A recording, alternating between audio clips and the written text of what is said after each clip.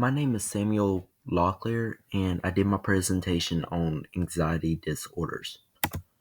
So, my introduction. Stress is a common thing that a lot of people go through. People experience stress at home, work, school, practically any environment that can become overwhelming.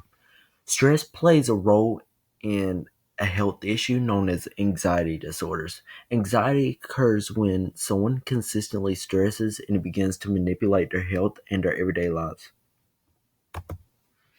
So each anxiety disorder has its own symptoms, but these are just some general symptoms of anxiety disorders. There is nausea, dizziness, and heart palpitations, which is the irregular beating of your heart. And like I said, these are just some of the general symptoms of anxiety disorders. The types of anxiety disorders, as mentioned in the previous slide, is panic disorder, social anxiety disorder, and generalized anxiety disorder.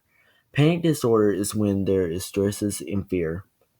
And then there's social anxiety disorder when someone stresses and feels overwhelmed when they're around people or is found in a social setting. And then there is generalized anxiety disorder, also known as GAD, and that's when someone stresses consistently.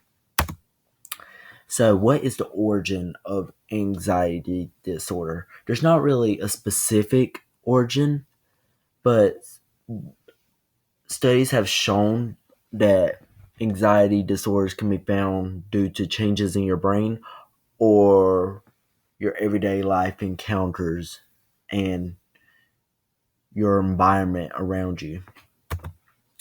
So, people with anxiety disorder.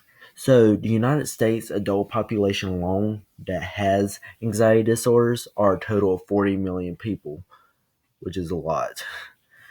The US spends over $42 billion just on anxiety disorders, and the US has like a budget for